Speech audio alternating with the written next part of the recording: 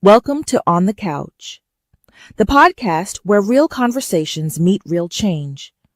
Pull up a seat, get comfortable, and join us as we dive deep into the conversations that matter most to Black and Brown communities.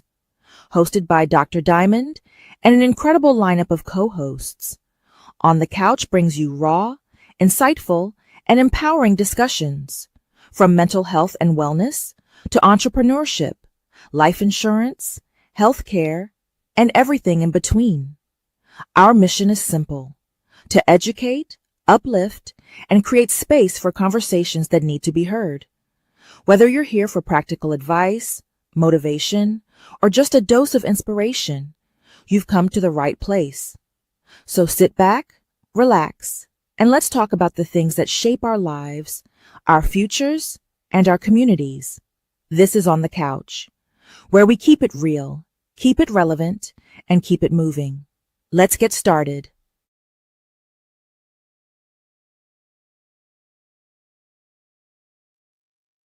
Good morning, everyone. Welcome to On the Couch. We are looking forward to speaking to you today. Our topic today is our health. What are we doing about it? We actually have a guest speaker this morning. His name is Douglas Curry, and we are so ready to talk to him about just health in general. What does that look like for the Black and Brown community? But before we do that, I'm going to bring on one of my co-hosts, and the other two will be on shortly as well. So I'm going to bring on Mark Lee, and then we're going to talk about a couple of things before we get to our wonderful topic today. So I'm going to bring him on in. Hey, Mark, how are you? How's everything going down there in North Carolina?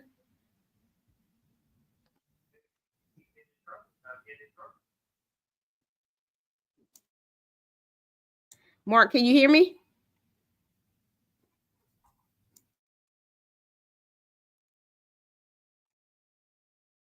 Hello? Hold on. I'm going to call back later, though. Okay. Mark, can you hear me? Okay. Let's see. You heard me?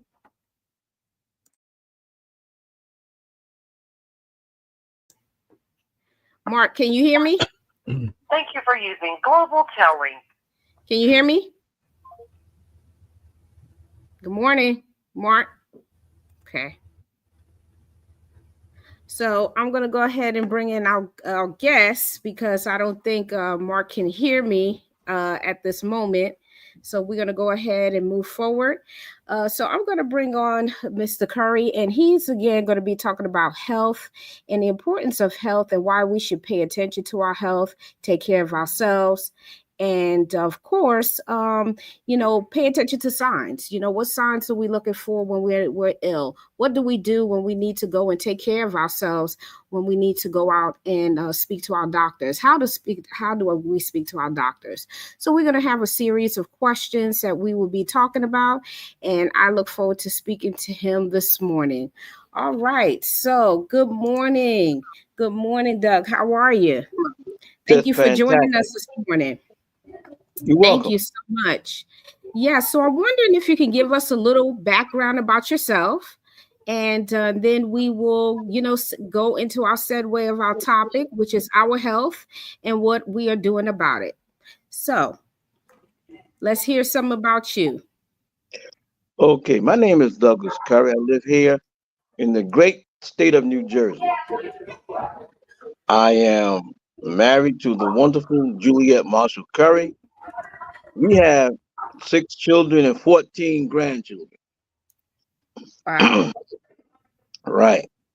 I'm currently employed by the New York Blood Center. So what I like to talk about today is things that affect us dealing with our blood and some of the signs and symptoms. I'm a member of Prince Hall Mason. I'm a member of the Improved Benevolent Order Protected Elks of the World, which is the Elks. And I'm a life member of Kappa Alpha Psi Fraternity. So, with that being said, I know we're here to talk about health in general. The month of May, however, highlights certain things such as women's health, mental health, diabetes, hypertension. Mm-hmm. Um, my particular quote unquote expertise is dealing with us and the blood, particularly dealing with sickle cell anemia. Now, what does that mean? In this country, there are about 100,000 to 150,000 people that are affected by sickle cell anemia. And particularly, 90% of those people are African American descent, meaning black and brown people. Now, what does that mean? In my profession, I am an apheresis technician. Apheresis is a procedure where you take blood from the body, you process it, and then you return it. Other things that are apheresis is like dialysis. Mm-hmm.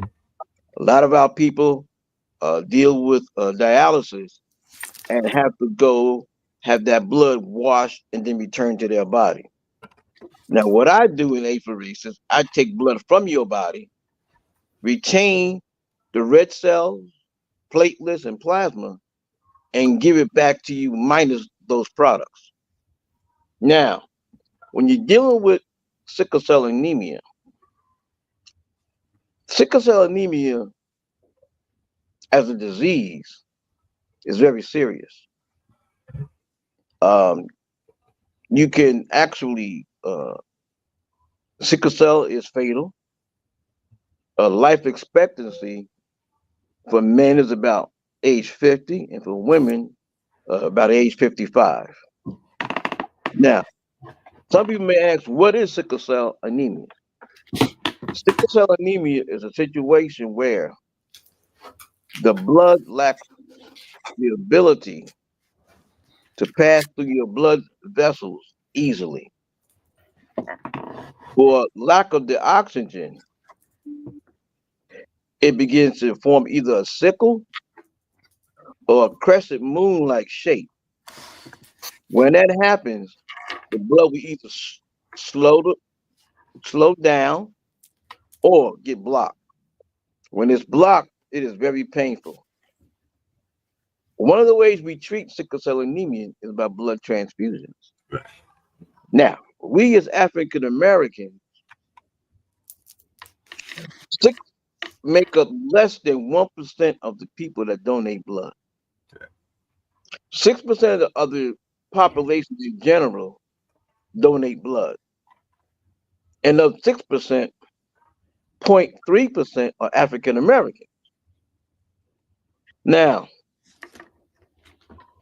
the ability to be treated through a crisis is through blood transfusion. The blood, most importantly, would come from people that are made of African American descent. Now, sickle cell anemia, the reason why it mostly affects African Americans is because if you have the trait for sickle cell, you're less likely to have an adverse effect from malaria. Yeah. So the trait is good, but when you have two people um, who are married or decide to have a child, that child may end up with the full disease.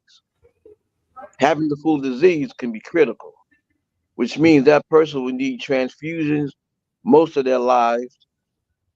Sometimes it takes 3 to 4 transfusions to help with one crisis.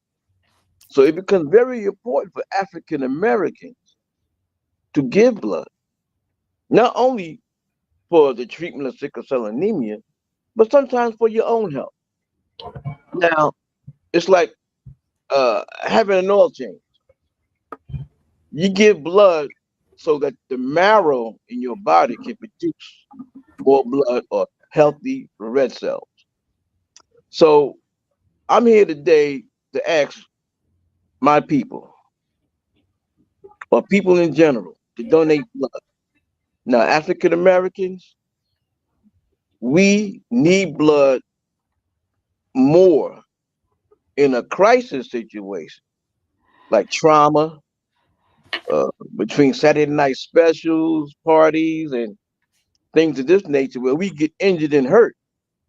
So we need that blood in the blood supply that comes from African Americans because it is better to get the blood from a person that looks like you and I because of the melanin in our skin. Now, if you're low on blood, they will infuse you with plasma to help the volume. However, it is better to receive blood from African Americans. Now, what are some of the things that may trigger a sickle cell crisis? Well, stress can cause it, cold weather, um, vigorous exercise. Excuse me, vigorous exercise. Sometimes high altitudes may cause it. Now, we as a people, uh, one of the things that will cause it is smoking and uh, alcohol use. Now, the month of May does not deal with sickle cell. That's in the month of September, which is sickle cell month. But blood is needed every day. The same way they say February is Black History Month, but Black history happens every day of the year. So, with that being said, we need to do one of two things: give blood and help those who are in need for treatment. Now, when we talk about treatment, one of the reasons why we do not get the health care we need, we know why. They don't give the African Americans the health care that is needed. Um, and for our own self, we don't go to the doctor or to get screenings and treatment when we have symptoms. A lot of us neglect our own health, trying to use home remedies. But I'm here to tell you, there is no home remedy for sickle cell anemia. With that being said, are there any questions for me? If Yes. go ahead. Oh, Mark, go ahead. Yeah, Mr. Curry, one of the things that I just wanted to hear your thoughts about this. I know that one of the reasons that people sometimes don't do what they should do in terms of giving blood is because of the racist history of the country and everything along those lines. I know some people will bring up the Tuskegee experiment and some of the other experiments that were conducted against our people historically, Hmm. all along those Hmm. lines. So I just wondered, what do you say when people try to bring up that negative history as the reason that they don't want to give blood? Because I have friends that are here in where I'm based at in Durham, North Carolina, which is known as the city of medicine and everything. And I do know that that is sometimes what people will bring up is this notion of some of the negative history, whether it's to black and brown people or even to some of our red brothers and all along those lines. I just wondered if one that is advocating for us to get this research, and I am definitely supporting what you're saying and doing. What is your answer to those that are frustrated by some of our past history? Good question. Good question. With that, I would say this. Remember, you are giving blood. Okay. Now, I do see the resistance when people want to give platelets and plasma because they don't trust the blood coming back in. Their thing is they don't mind giving it. Once it goes out, they don't want nothing to come back. When you give blood, nothing's coming into your system, but it's leaving your system, allowing you to reproduce more red cells in your own body. Like I said, it's like a oil change. You give blood to allow your own body to reproduce more blood. And it's good. Women during the course of their lives have a natural way to get up dead red cells. As men, we do not. You may experience in your lifetime that all of a sudden you may sneeze and all of a sudden have a runny nose. It's because your body is trying to get rid of excess amount of dead red cells.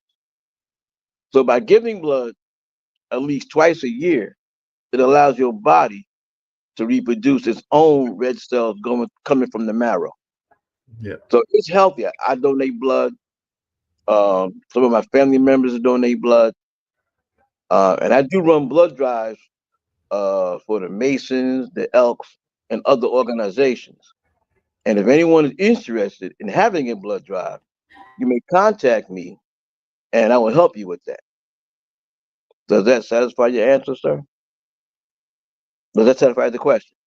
That does satisfy the question. Just really quickly, because I know there's been some new narrative around it, and then I'm gonna turn it back over to the ladies because April does a great job with this show and all along those lines and everything like that. But just out of curiosity, I know there's been some change in narrative in the founding of who is behind the blood plasma and everything, because a lot of people will know who Dr. Charles Drew is, and there has been some change in narrative as to whether he was turned down or not turned down, even though he was the inventor of that effort and everything. But there has been some change in history narrative because some people say he wasn't turned down when he went to the hospital, and other people still have that narrative that he was and everything like that. So I just wanted your take on that because there does seem to be a change in historical narrative where people are sometimes saying that he was rejected, even though he invented the way to do blood plasma and everything along those lines, and others are now changing that narrative and saying he wasn't rejected. But I just wondered what your history and the research is finding. Well, he started the process of storing blood. Right.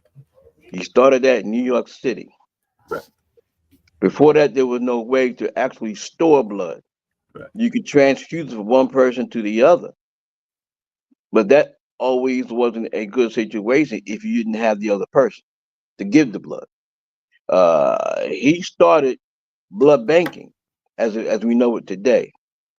In all the history that I've read, I believe he was in a bad car accident. He went to the hospital and he was refused the treatment, the process in which he invented to receive blood to save his own life. I have not read anything else saying that he did receive it. Everything I've read says he did not. Right. I've never read anything that he has. If you had that information, I would be interested in the information also, like where they got that from. Yeah, and that's what I've been trying to figure out. But there, like all history, and I know April and definitely author Andrea and Miss Toya can relate to it, that they tried to change the history, they tried to change the historical narrative. But there are some folks that are trying to change that narrative, even though that is like you, that's the narrative that I had always heard. But there are folks out there that are now trying to change that narrative and say that he was actually, pretty much like dead on arrival, or that he was already lost before he got there, and that they never turned him down from his own procedure and everything like that. But that is a newer narrative. Those narratives change. Actually, just to let y'all know, I'm actually, as April knows, I'm oftentimes at a cultural arts center that I work at, and we actually have a current exhibit about Booker T. Spicely. Booker T. Spicely was a soldier that was killed by a white officer or a white gentleman when he came back home after having served in World War II. And a lot of what the exhibit talks about is the hospital segregation that existed even here in Durham, North Carolina. Because the hospital I was born at was the predominantly black hospital, which was Lincoln Hospital. It's now a health center and everything like that. And then, of course, there was Watts and there was Duke Hospital, which is, of course, connected to the university. But, before the early 60s and even the mid 60s, a lot of our hospitals were very segregated. Yes. The one thing I always like to say is, it's called his story. So he will always change the narrative. Story. That's right. Uh, Dr. McAfee at Southern Illinois University, when he'd walk in his history class, he would put up a sign and it would read U.S. mystery, not U.S. history. So the history that we know is being lost. They're taking out books out of libraries. Again, like you said, they're changing the narrative, Mhm.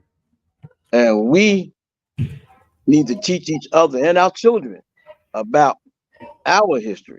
Yeah. We've definitely got to do that because even the 1619 Project, which is a well-known history documentation and everything, but certain people in certain political avenues are trying to deny that history, even though it's a known fact and everything that the woman that wrote that history did her research and all along those lines, but they're trying to deny her, and they're even schools that are trying to be encouraged not to have those things taught in our schools. But as a historian, because I'm a historian at this Cultural Arts Center and everything like that, and we've got a picture of Mr. Duke, the founder of Duke University, in one of our stained glasses. But as I've told April and others, I believe in telling this story history warts and all, because we do have warts even in our own community, because sometimes our own people can be our worst enemies and all along those lines. I definitely believe in telling that story, history warts and all. We sometimes were our worst enemies as well. That is correct, sir. Is there I another do agree with question? that. We tend to be our Yes, actually, I am going to ask about the importance of getting blood work because I think a lot of the times in our community, Black and Brown community, we do not go and get blood work like we should every year.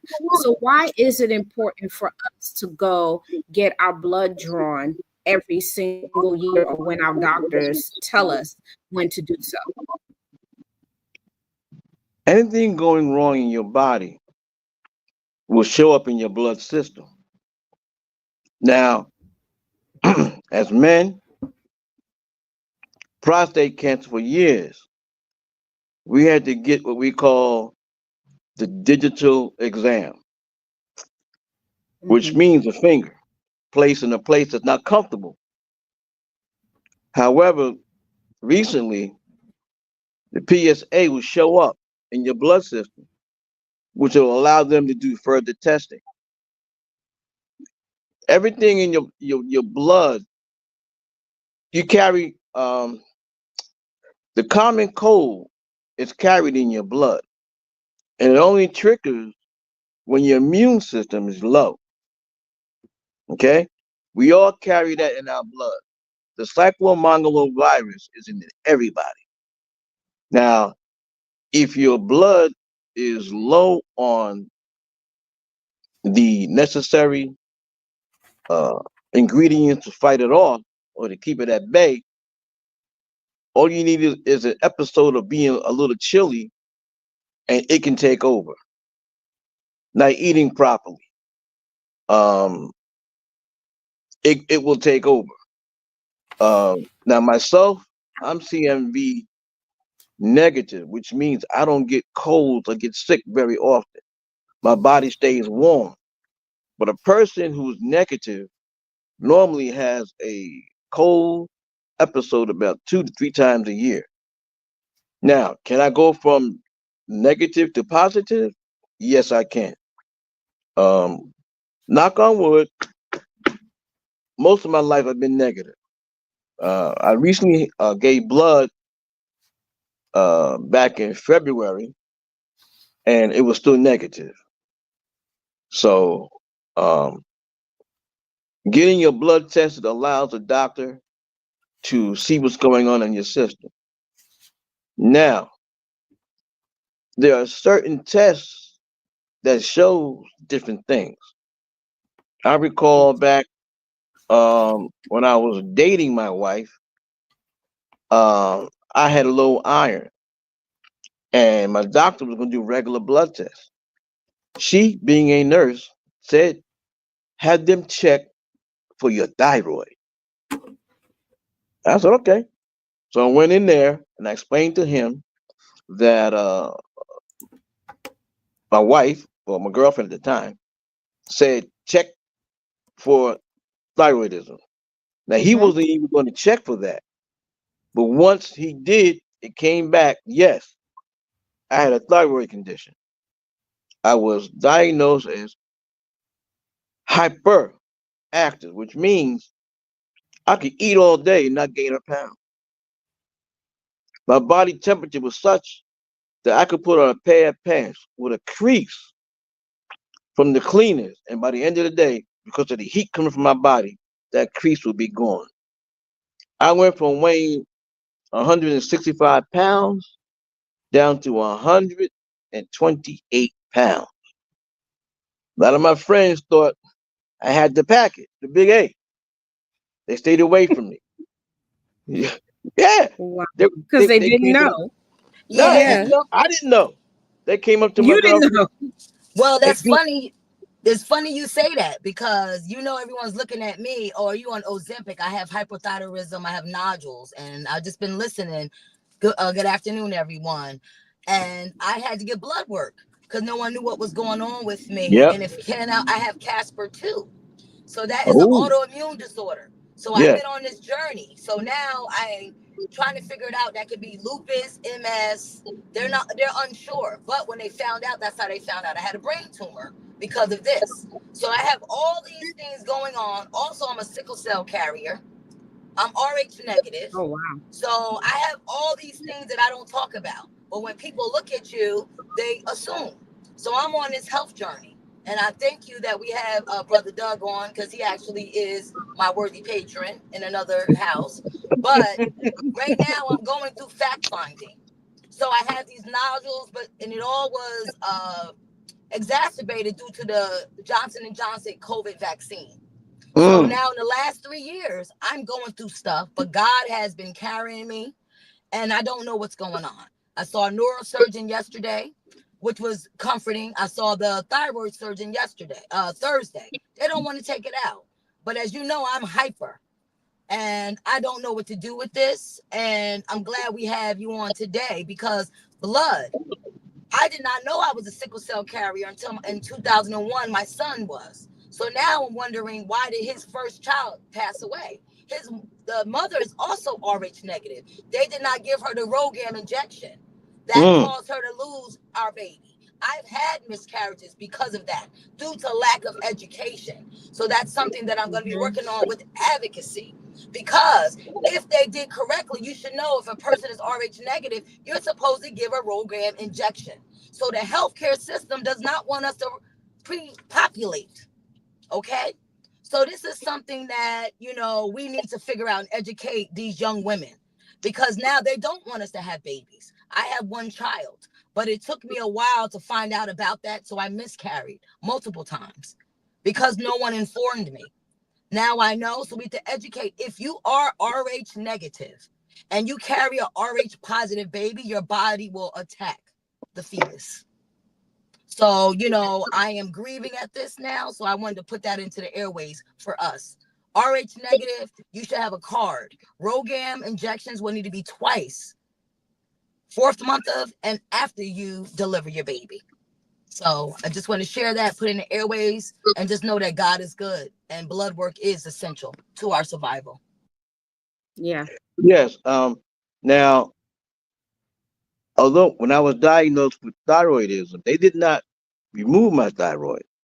What they did, they gave me radiation, which killed the function of the thyroid. And now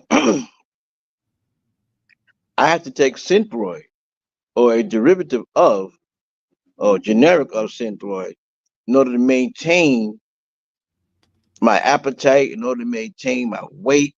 Because if I don't take it, not having the ability with a functioning thyroid, I could gain weight.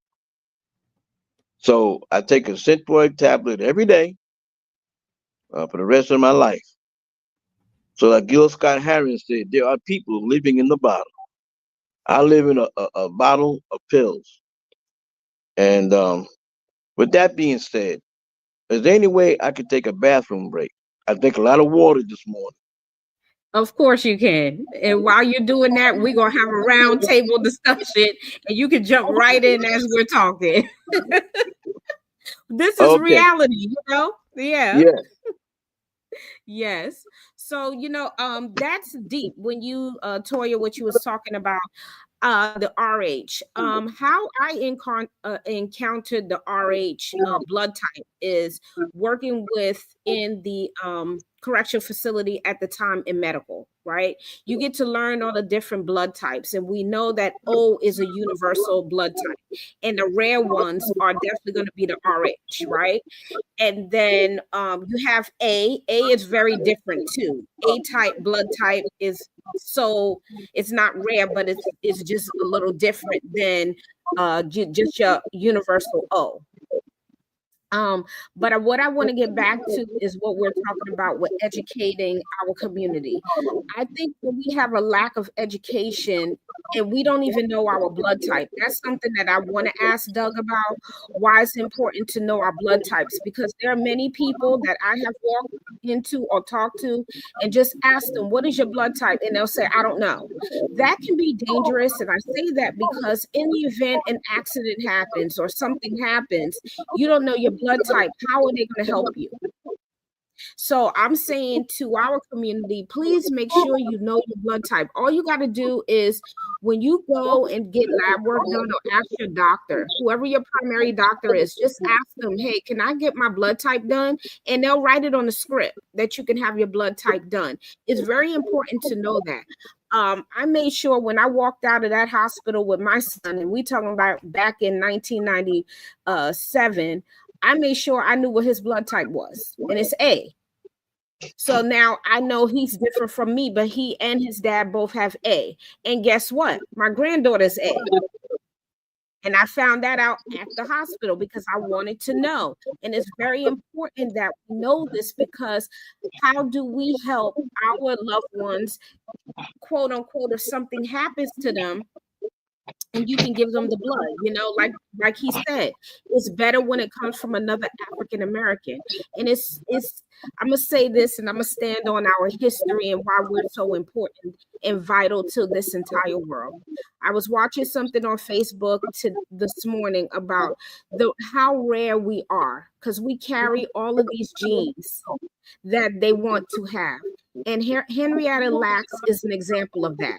This woman has been gone for decades, but yet her blood is used so many times, her cells and blood. And it's just amazing how they can do this. But what I look at is the remarkable bodies of the Black person and why we are experimenting on. But what the lady said was, and this was a white lady that said it, she said, because you are stronger than us genetically. Energy wise, you are stronger than us. You connect to the cosmos. And when I thought about it, and I said, I've always felt that we do have a higher connection into the spiritual realm. I've always thought that way as a Black person. I don't know if I just felt it and just know it, but I just think that we are so unique, is why the Black body is always used for different experiments. But then when you turn around and you need the help, they don't want to give it to us. So what I was asking, I was talking about, Doug, was the importance of knowing our blood type. Why is that important for our community to know our blood type?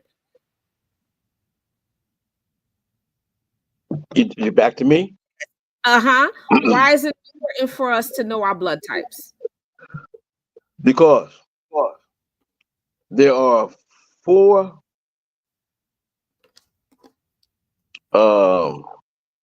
actually there's 8 different blood types. There's O positive, O negative, A positive, A negative, AB positive, AB negative. And depending on the makeup of your blood, now that's the beginning part of typing blood.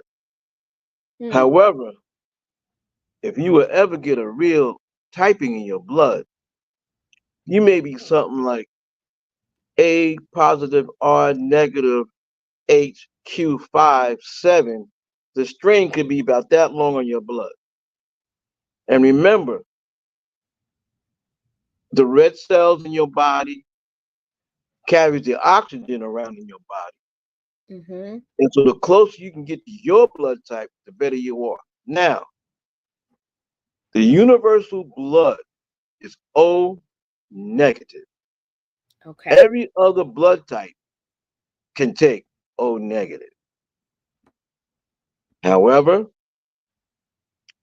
O positive is what they want on the shelf because O positive blood is about 35% of the population. A positive blood is about 30% of the population. So when they have O positive on the shelf, they can cover about 65% of the population. Not to mention the other positives, B positive and AB positive, can also take O positive. Now, the negative, everybody can take O negative blood.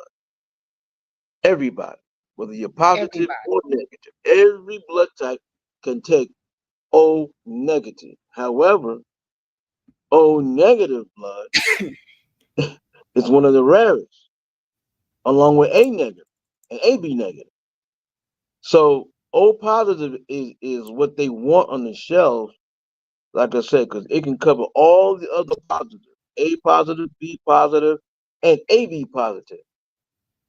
Now, the makeup of your blood, there are certain enzymes, antibodies in your blood that make up whether you're A positive, B positive, O positive. And it's better to receive blood from your particular blood type. Um, Now, again, if you have a large blood loss, they can infuse plasma because plasma is not type specific to help the volume in your body. Okay? But it's better to get it from the blood type that you are because that blood type passes through your heart, it picks up the oxygen in your lungs, and it's looking for common ground when it does that. I know of a situation where a person he had thalassemia, which is similar to sickle cell anemia. It's an anemia, and over the course of his life, he had at least 7 transfusions a year. And when he started out, he was B positive, and because of the transfusion of getting O positive blood, after 15 years, his blood type was diagnosed as O positive.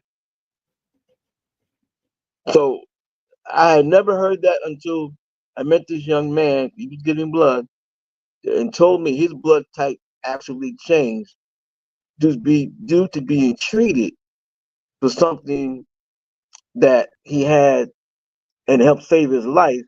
But now he's O positive, and he's glad he's O positive because he can give to anybody. So it is important to get the type of blood that you are. Yes, so that is important to get the same type, and that Right. will, of course, because the what's happening on a chemistry level, those cells that are exactly alike, or they're binding, and then they're Right. helping.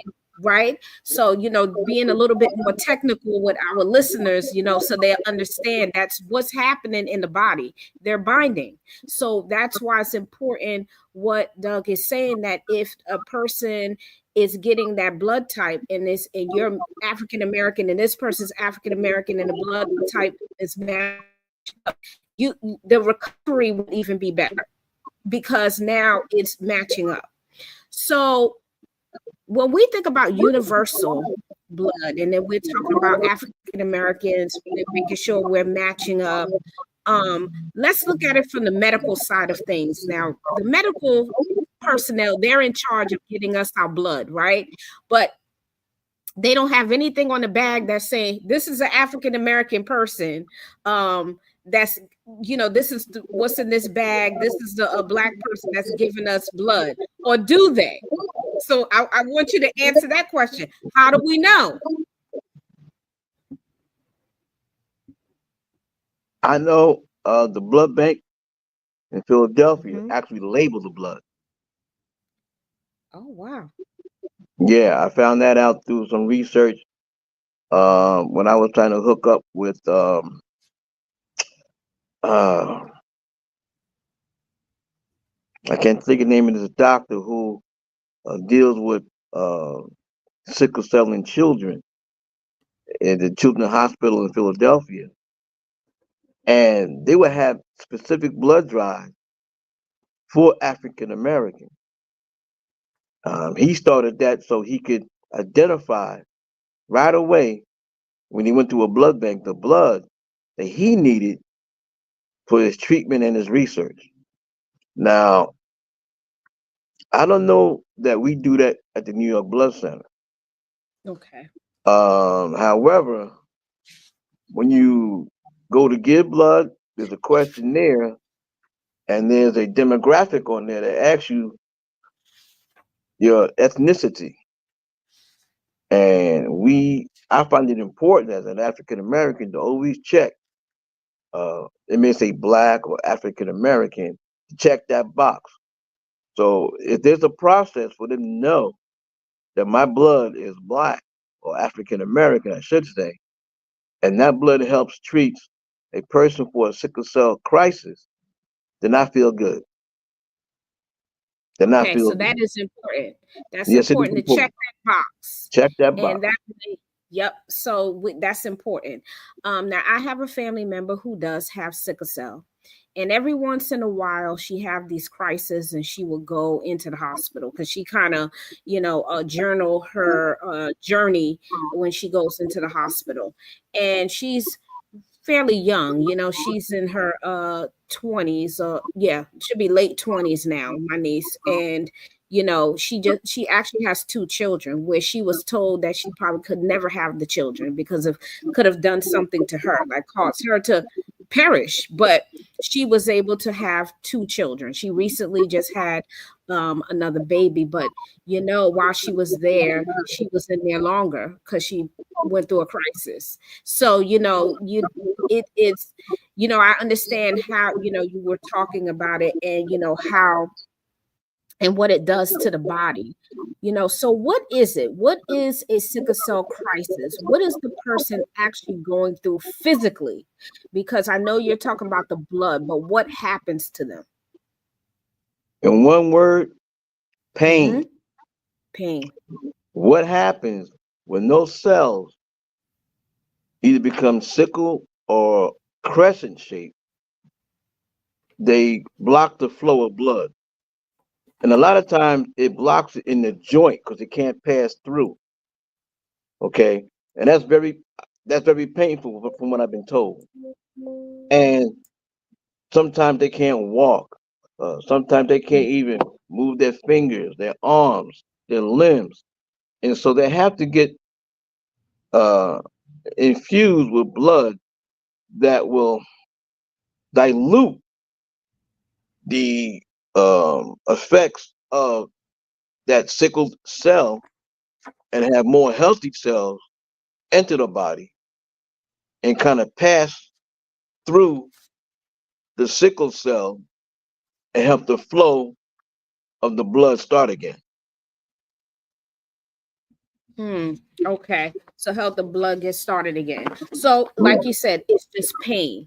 So Yeah. those of you that are listening to us today, you know that a person is going through the crisis is actually going through pain, and it's visible. So you can see them Yep. actually going through this pain. So it's not like you can't see it. You can see it. It's present, and you know that they're going through something. Now, okay, so now a blood transfusion is needed at this point, Yes. It So is. they go into the hospital, and then say that, well, let's look at just the overall society when it comes to Black health, and how they treat us in the world of health. Do you find that at times people are not, especially our community, are they getting service like they supposed to, or are they just seen as, oh, this person is in pain, they'll be okay? What have you noticed? I notice when they have their own particular doctor, Mm-hmm. That doctor will make sure they get the necessary treatment. Now, I don't want to sound I don't want to sound racist, but Okay, it's all right. we should really try to get a African American doctor who understands our health crisis, who understands our body, and who That's right. understands that we are disproportionately given the proper health care and treatment when it comes to illnesses. Mm-hmm. I agree. And the only I agree. reason what you have to do is, as Dr. Diamond said, you have to know your status. Again, my son was born in 2001. That's how I found out. My last name is Monroe for my father. Everyone has it. So I had to do genetic counseling. So luckily, my son's father is from Chicago, because if he was a carrier, then Tyree would have had sickle cell anemia. There are several people in the Monroe family. And I'm just wondering, is the RH negative, does that has something to do with it? I'm curious about it. But what is going on when we're being the children are being born? So does everyone here know if they're a carrier or not? Honestly. I'm not. So that, okay, but if a person doesn't know, then you go and meet someone, you fall in love, now that puts you more at risk. So I told my son, I said, listen, you're a carrier. So now I need to do a little bit more research with his my daughter in love, because now that we had a loss, is that going to happen? Is she a carrier for sickle cell? She's Hispanic. Because that may be something. I feel that there's a correlation. So Doug, is there a correlation with the RH negative factor in sickle cell? Because if I had those things and now I'm a carrier, now my son, all I can tell him genetically, you need to know who you're going to have a child with, because his cousin had lost 2 children and he's a male. So that means the girl that he was with, she also is a carrier. So now Right. you understand. So I just don't know, is there a correlation with the RH factor, sickle cell anemia? I just know we have a lot of things going on. And unfortunately, I only have one heir myself. Right. I can say, oh, go ahead. Okay. Oh, I'm sorry, Doug. I am RH negative, Toya. I also got the RhoGAM shot. I had to get it before and after. Um, Unfortunately, in the beginning, I did not know why I miscarried, and it was, my body attacked the baby because it was like a foreign object inside of me.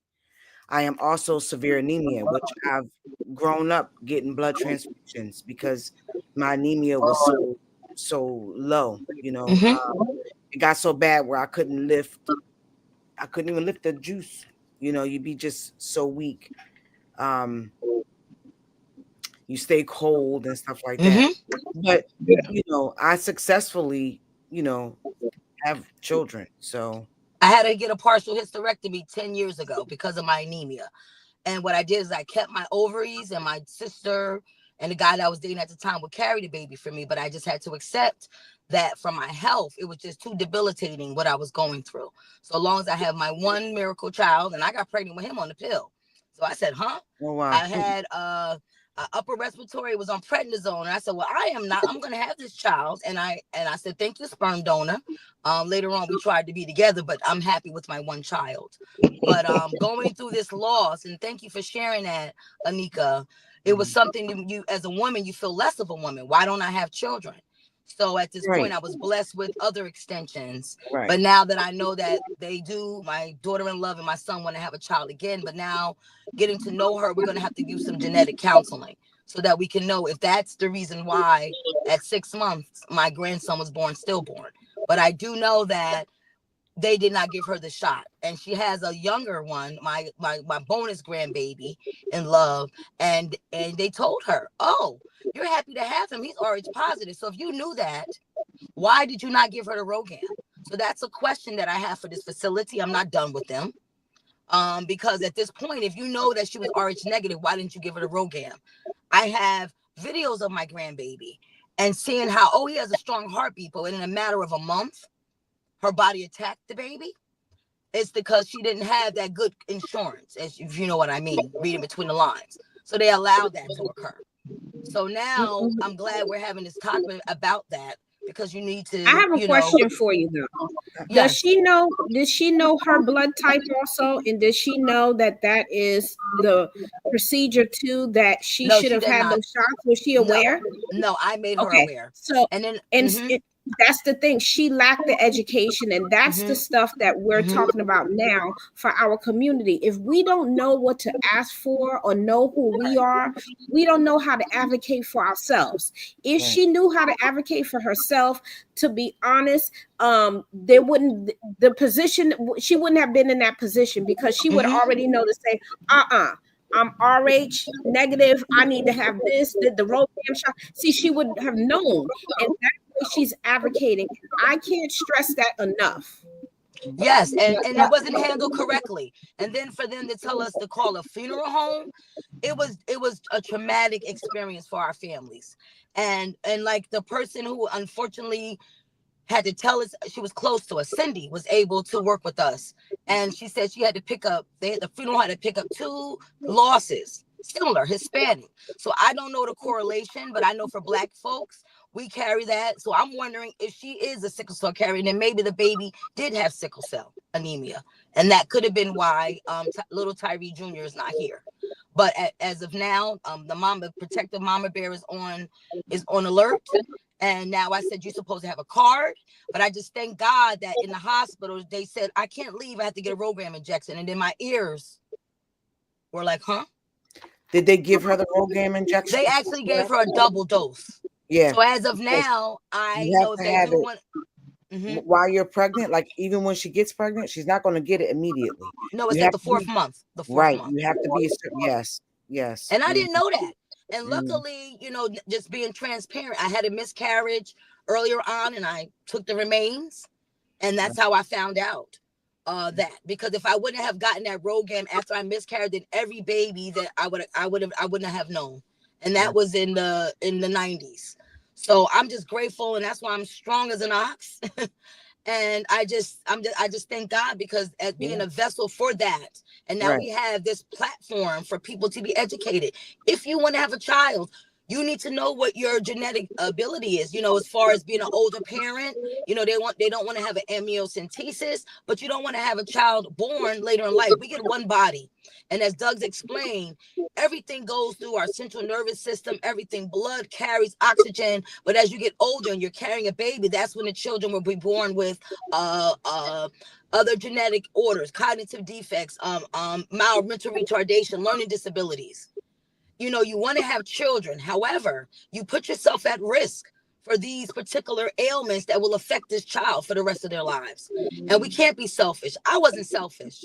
I was blessed with the one that I had, and I'm grateful for that. I wanted more children, but God took my brother. I have 3 babies that I am the auntie mama.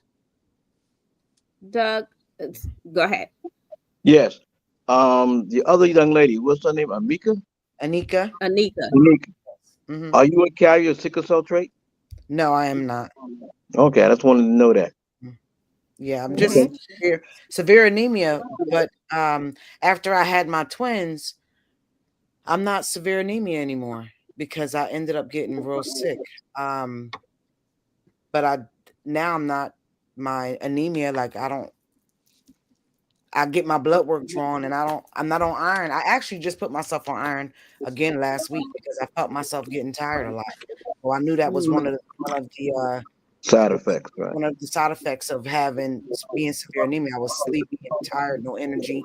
And I just actually last week just put myself on iron pills because I have a doctor's appointment for lab work coming up. So I want to be a step ahead of the game. Yeah, and that's how we should be in general. So I do have another question for you, Doug. Actually, everyone can join on to this question. So in the healthcare, when we think about healthcare, when it comes to public health issues, who do we trust and why? And where do you find information to be better informed? So even if you circle that back to understanding sickle cell anemia and the purpose of getting blood work, who can we trust and why in the public arena? Well, first, Advocates. I would start with the CDC. Okay. They have a lot of information dealing with all types of public health, mental awareness, breast cancer, prostate cancer, um, hypertension, diabetes, sickle cell anemia, thalassemia, and they, um, I would start there just to get information. Then I would try to seek out a physician. I would try to get an African American physician, but if not, find one you feel warm with. By that I mean, I have a doctor here in Mount Holly, Dr. Godleski. When I first met him, I felt he had my best interest at heart. Now, his first three letters of his name is God. So I call him Dr. God. And to this day, I still go to him. He gives me good advice, and anything I don't feel comfortable with, I'll do research and come back and question him. And he's always on point.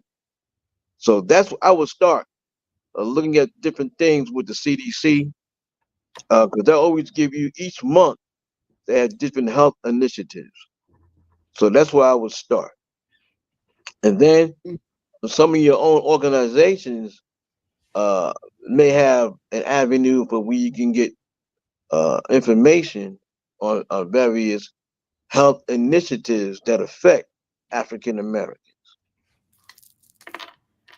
I agree.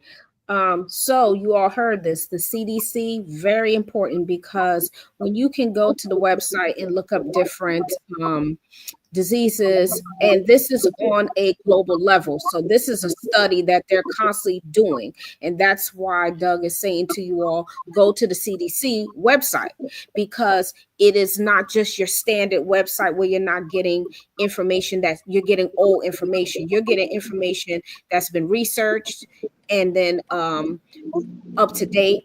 And then you can also look, like he said, build your bridges with your doctors. What concerns me sometimes in our communities, Black and brown communities, we do not have primary doctors, and we should. And we need to make sure we have primary physicians to go see. Now, here's the thing. If you're not able to find a primary physician, you still have community facilities you can go to. But nowadays, you have these urgent cares and all of that. But with the urgent care, you're not going to have a primary doctor. But I urge everyone, even if you have public assistant as your way of getting to medical, use it. Use it. It is for your benefit. You should be going to get your health checked every single year without skipping a beat, because you don't know. Doug said to you all earlier, your blood tells you everything. It does. And that's why it's important that blood work is done. Once you get your blood work done, then your doctor can tell you, hey, this is what's going on. And remember, if your doctor seems to be short and curt with you, you might want to find another doctor. Okay. You are not there for that. You're there to understand what is going on with you. You don't even understand medical terminology. So please inform them that they need to speak to you in layman's terms. So there's nothing wrong with that. Now, if the doctor get an attitude, you go politely to the front and you say, I will not be returning. I need all of my medical records transferred to me. And then you get it, and then you can find another doctor. And I'm saying this because it is unfair to you, because what will happen is you will stop going altogether. So what we're encouraging you all to do is to make sure you still go. Now, Doug, I have a question in the comments. The question is, do you all have iron pill recommendations? So what iron pills would you recommend if you do recommend them? Well, me personally, I do not recommend any type of medication. I'm not a doctor, so I couldn't recommend uh, any of that. However, what I could say is try to get a multivitamin with iron in it, because at a certain age, we do not eat enough of the necessary nutrients and vitamins to carry us. Um, Taking vitamins is very important, particularly after age 30. Take a one a day vitamin. Not one a day to brand, but take a vitamin once a day. Now, if you feel you need the vitamin with iron, because I know sometimes taking straight iron can constipate you. So Mm-hmm. I would recommend a vitamin with iron because you also need the other nutrients in your body. Like I said, not being a medical physician, I cannot recommend anything. But Right. myself, I take a multivitamin, I take zinc, calcium, uh, Potassium. and every now and again, I'll take a multivitamin with iron. I do eat a lot of liver. I love liver. Yes. It has a lot of iron in it. Beets. So Beets. sometimes the food you eat can also increase your iron. Mhm. Yes. So uh, I can say as far as taking a straight um, iron pill, I would say that'd be up to you and your physician, and you should be careful not to get constipated. And again, it's a choice for every individual. Everybody is different. I just wanted Mm-hmm. to add on to that. The Yeah. other thing too, if you are going to take an iron, you can take it over the counter, which is Colace, because sometimes when you do take iron, it can constipate you. And Colace is a stool softener. Prunes will also help to keep you regulated. And then just to piggyback on the last point, as far as resources, because I wanted to chime in, but we had a good point, is if you have a disorder, there's always an organization that's connected to it. So if you have diabetes mellitus, if you have fibromatosis, if you have hypertension, there is usually a support group that's connected to there. Then there will be chats. I had to use those particular resources because I want to talk to folks who are just like me and they share their experiences. And by reading those chats and advocates are there, they will give you resources. So that's another thing to piggyback so you can educate yourself. The folks are there because sometimes a diagnosis could be an anomaly, and when it affects the brown and black and brown people, there is no research available, and that has helped me to be successful when I've gone through certain symptoms and I don't know where to get the information. The doctor's unaware. Oh, we don't know. We're just going to do fact finding. We're going to do tests, and I've had several diagnostic tests, and then along the way, I've been blessed with someone who may have an answer for me, and then I can finally get results. So don't get discouraged because for the black and brown folks, again, there is no research. So use the resources that you have, and it will give you some results and reduce your anxiety and make you continue to get the results that you answers that you're looking for. Right. With you saying that with the research, one second, Mark. What you saying with the research, there are it is research out there. It's just that they don't make it as public as white research. Okay. And that's why we have to do more research and talking and advocating for ourselves and reading. But one thing about reading and what I need everyone to understand is you may read something, but please don't diagnose yourself with it until you go to a doctor. Because a lot of times people get upset and say, oh, I have that, and they have no clue. And I'm going to go right back to what Brother Doug said. Your blood work tells you everything. So that's impossible. You would even know that without your blood being done, taken and examined and ran through tests. So you know what's really going on with yourself. You won't know. So I know Mark and then Anika.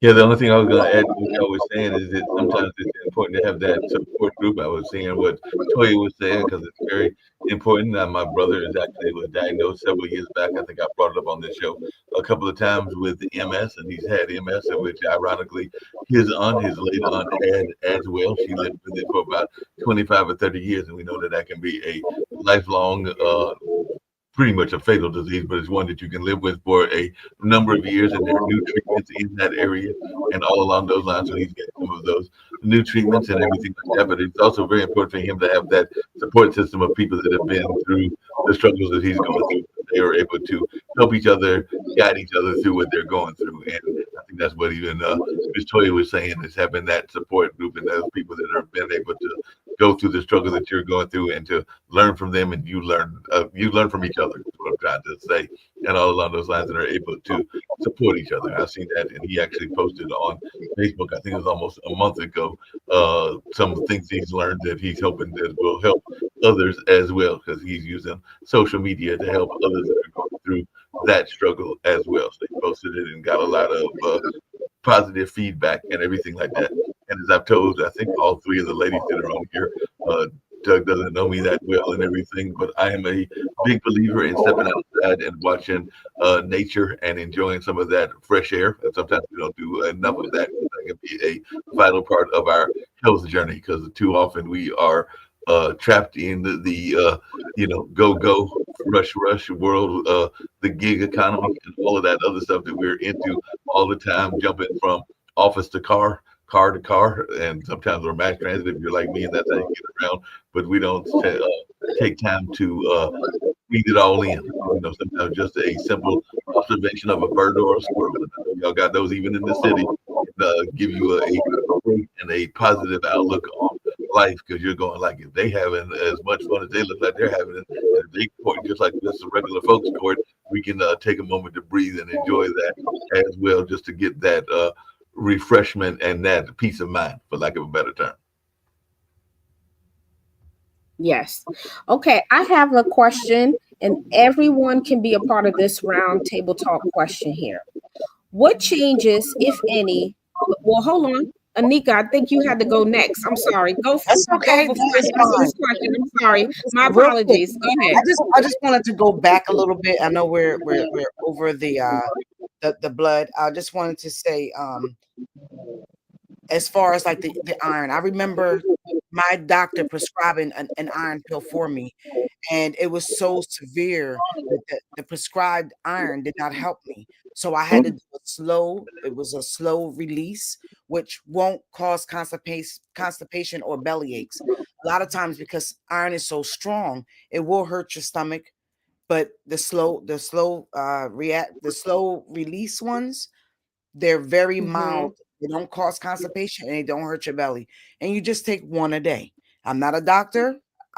What works for me may not work for everyone, but I take the Slow Fay and right over the counter at Walmart, and it doesn't cause constipation for me, and it does not hurt my belly. But like I said, I do have a doctor that looks like me, and she's a female, and we're very close, and we communicate. I sit on that chair, and we get talking like I'm sitting on this couch right now.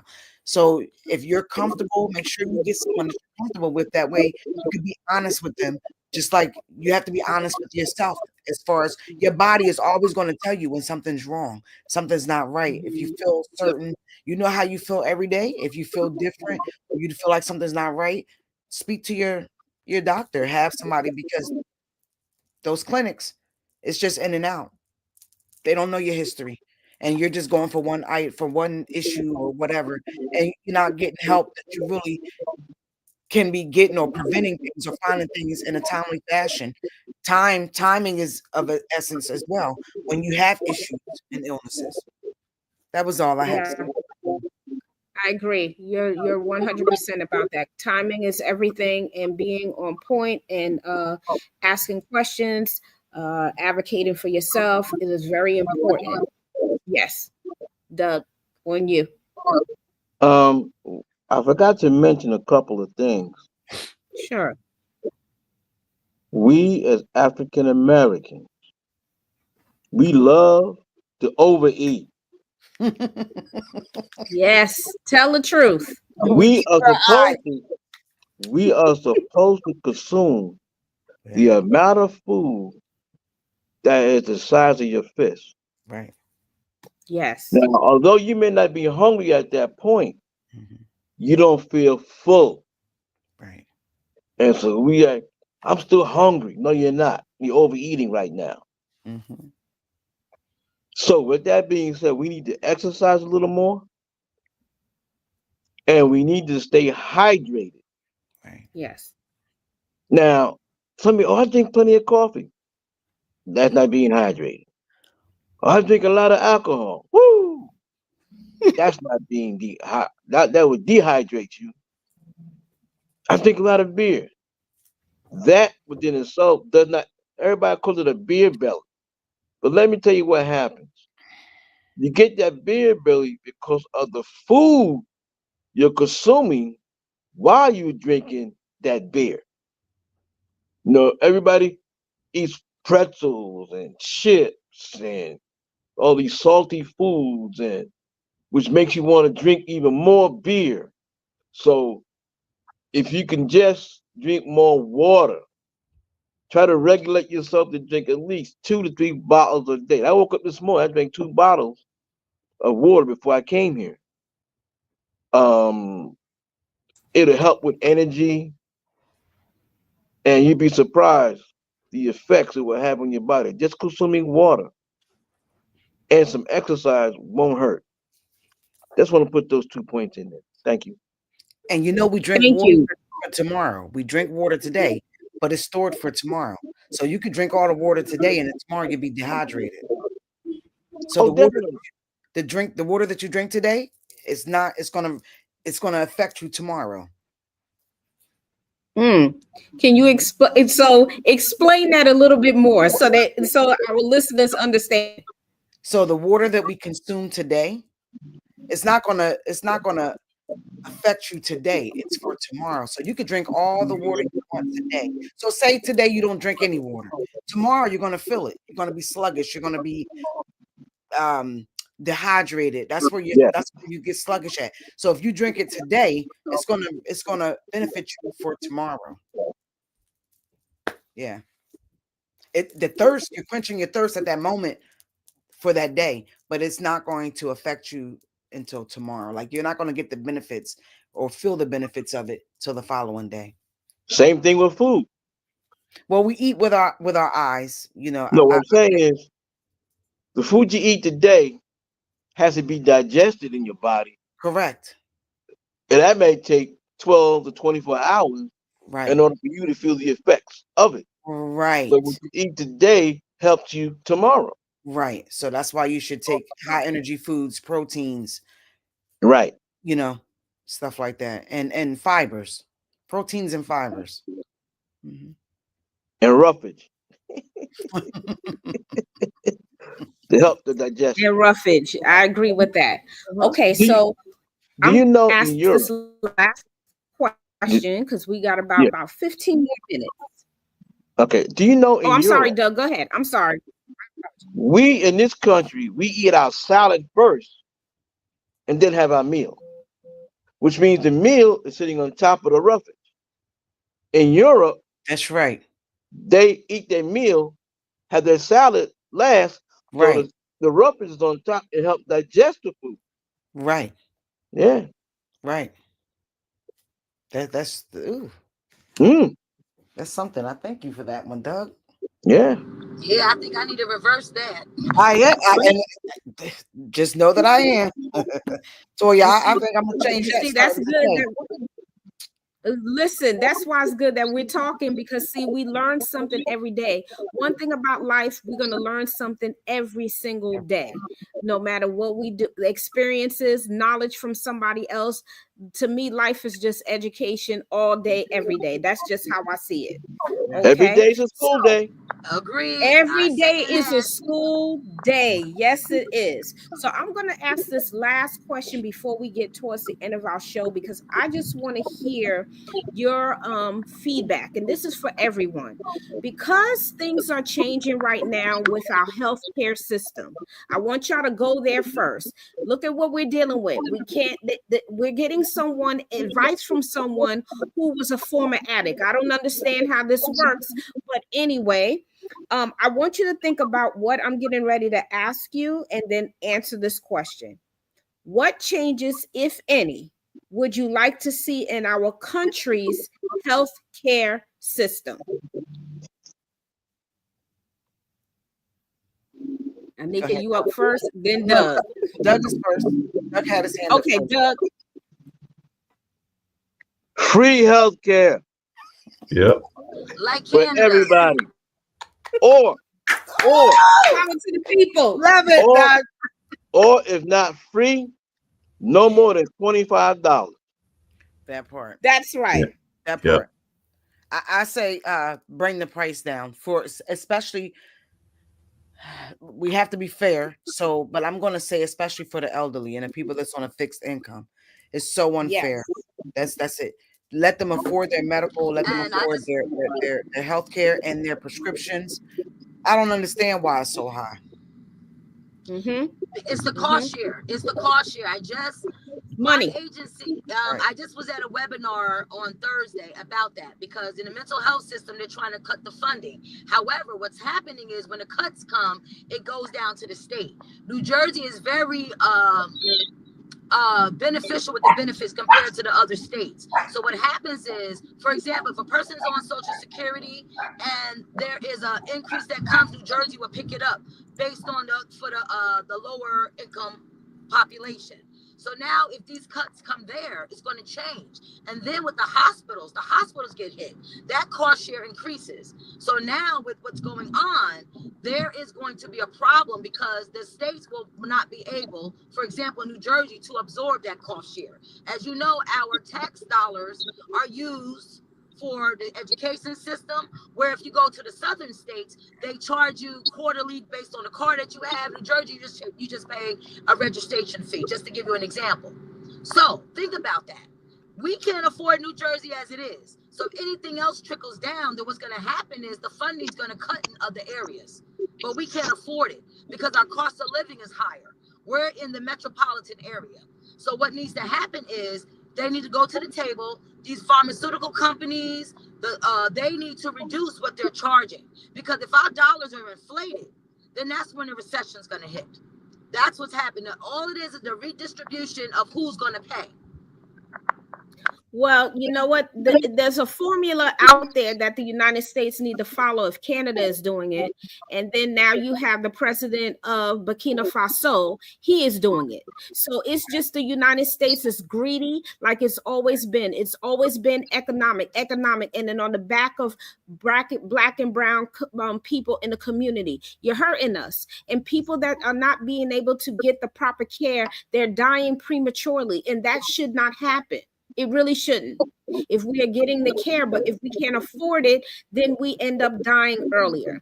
So, I mean, I can only continue to say, advocate. And then what I would like to see also with healthcare, yes, I agree with Doug. Free healthcare, or like Anika said, either something that we can all afford, especially our seniors, because it makes no sense to work your entire life, get to the point where you have your Social Security and your pension, and that's going halfway to healthcare. That's crazy to me. Yeah, because right now it's almost $500 with Medicare. Believe it or not, it used to be $80 a month. Now it's almost $200, and it's paid quarterly. So that's why a lot of these older baby boomers are not retiring, because they can't afford the Medicare premium. But yeah, Dr. Diamond, just along those same lines, there is a certain thing that is supposed to be practiced by doctors and those in the medical field, and I don't know that many doctors actually are advocates of what used to be called the Hippocratic Oath, which is supposed to be the ethical code that they are supposed to live by, and all along those lines. But I think a lot of them don't even know what the Hippocratic Oath is, and they don't try to administer it. And I agree with Doug that we need to have free healthcare. Canada's done it. A number of other places have done it, and all along those lines. And I can say it as one that is in a state that is, it's one of our leading industries, along with tobacco and textiles and everything. But there's got to be some serious regulations around the pharmaceutical industry, and there's also got to be some serious pushbacks against the for-profit hospitals, because a lot of the hospitals don't care anything about your health. They are trying to make a bottom dollar, because we got a lot of for-profit businesses even in the medical field, and they should be out there for the care of the least of these, the least of us, and everything like that. But a lot of them are more about that bottom dollar, and they could care less what you are doing or how you're feeling, and they're testing all kinds of crazy medicines that we don't even know the impact of those medicines sometimes as well, because it's about the money that they're trying to make. Right. Yep. Doug? Did you say hypocrite oath? Yeah, that too. Exactly. Correct. Hypocrite. Now, you do know for these companies, there's no profit in the cure. No. Yes. There's only profit right. in the treatment. Exactly. That's right. Right. That's They right. want, And they that is want the you truth. addicted to that treatment. That's for sure. Thank How do you you. put a Thank you for how do you put saying a that. man on the moon? How do you put a man on the moon? You can't cure cancer. Explain that to me. Exactly. Yeah. It's Amen. money talks. It's the money. You Money already know talks. that. Yeah. I'm Dollar gonna dollar go bill, y'all. over. I'm going to go over to our comment section because we do have some comments here today, and this is good. So, Juliet said, yes, free healthcare. So she agrees with us. Free healthcare. Teresa has two comments here. First one is that when we're looking at the pharmaceutical companies, big pharma is not the business of helping people. So they are not. They increase costs on meds that are truly necessary. Second thing, she said that doctors work with the pharmaceutical companies because they get kickback from them. Be very careful when your doctor wants to switch your meds. Oh, thank you for saying that. So that means you need to pay attention to why they're switching your meds. Ask questions. Ask is this going to be an adverse reaction? What happens with the current medication I'm on? How do I wean off of that? These are the questions that you have to ask, because if there's a counteraction there, something can happen to you. You can go into, look, it can put certain meds can actually make you pass out. You can go into a coma if they're mixing and they counteract the way that they do. So you got to be very careful. So Teresa, thank you for saying that, because we need to know what happens when they change our meds and why. What in my blood work dictates? Ask that question. What do you mean by that? Then I need new blood work before I take this medication. Okay, because a lot of the times, and I'm just going to kind of flip a little bit on the mental health side. When you're on psychiatric medications, and it depends on which one you're taking, they take blood work to see if it's even in your bloodstream. That means it's working because it's in your bloodstream.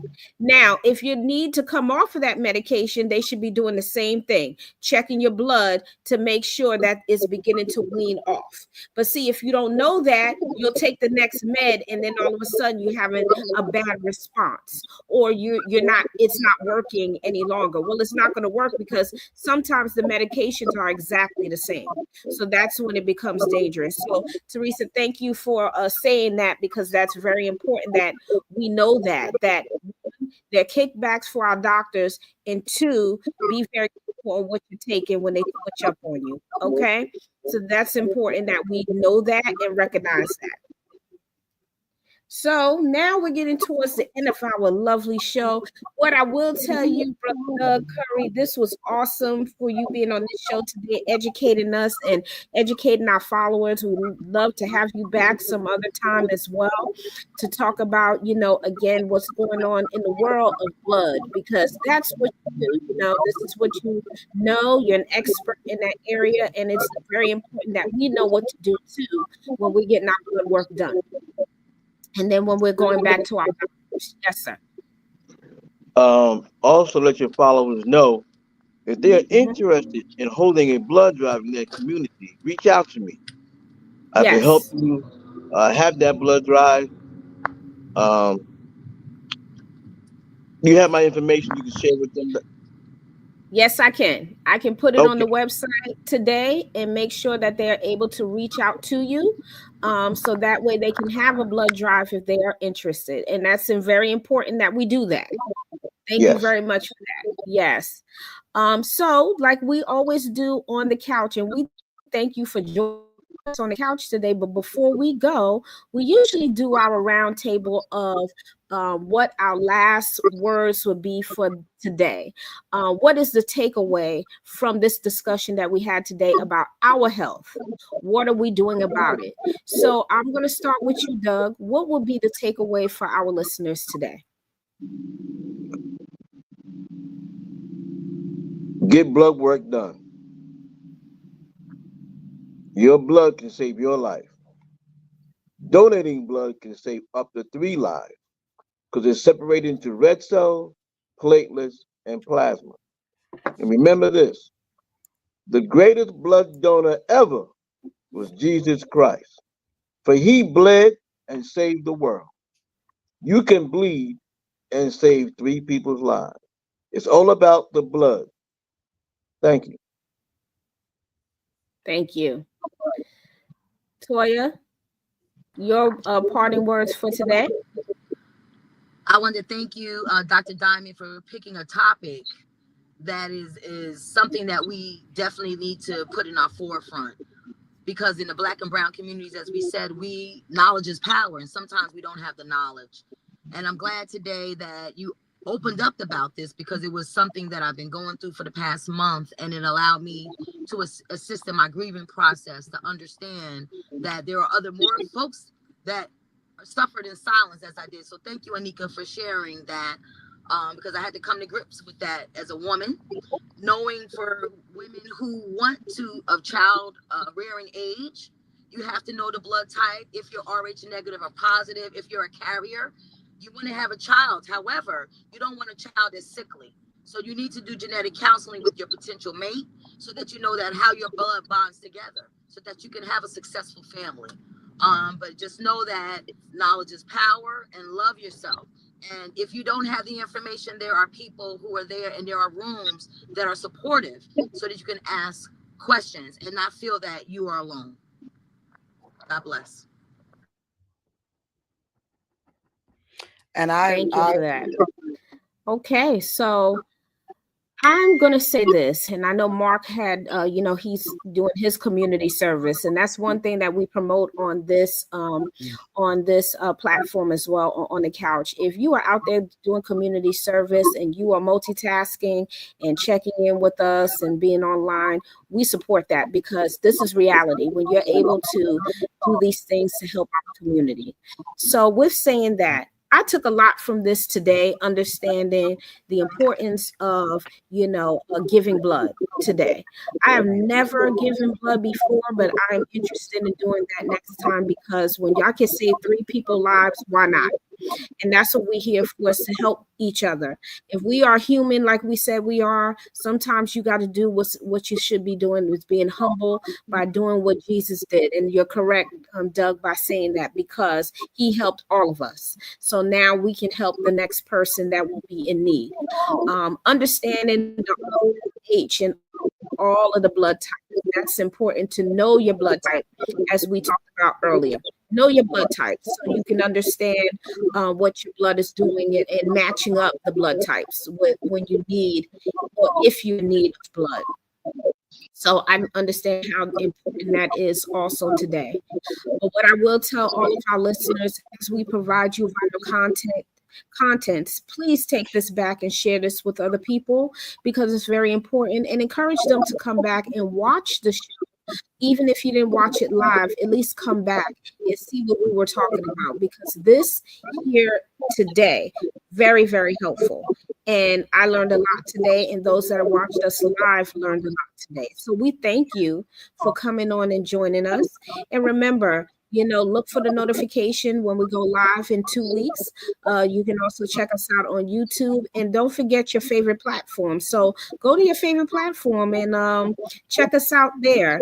But as always, peace, love, and tranquility. And we love the fact that you joined us today on the couch, and we thank you, and you have a wonderful Saturday, and continue to help each other, each one teach one. And we thank you for joining us today. Thank you, everybody. Oh, Doug got one more thing. Yes, sir. Go for it. Anybody who's in the New Orleans area, the Prince Hall Shriners will have a blood drive August 16th at the Convention Center in New Orleans. If you live in New Jersey, Prince Hall Masons will have a blood drive June 23rd at the Doubletree in Cherry Hill. Okay, I will get all that information from you, and I'm going to post all of that. So I'm going to send you an email, Doug, and you can send it back to me, and I'm going to put it up on our page. And as the On the Couch hosts, we will definitely share that with others, and we'll put that out there. So again, we thank you so much, Doug, for joining us, and I thank you all for joining us. Having me. Right, you're quite welcome, and we hope to see you again on our show. All I'll right, be there. Oh, wonderful. We love to hear that. Okay, Yes. so I'm going to have you all step back in up for a moment and we're going to end this show. As always, everybody, thank you again for joining on the couch. We thank you so much for joining us, and hopefully you have taken away something today that you really needed. As we always promise, vital content for our Black and Brown community. Walk away with something. Share it with someone else, because it's important that we do each one teach one. Being here on this earth, this is what we're supposed to be doing, and loving each other in the ways that we can. And that's just simply just sharing information. So we thank you again for joining on the couch. In 2 weeks, we will see you again. Take care, everybody, and have a wonderful Saturday. Take care.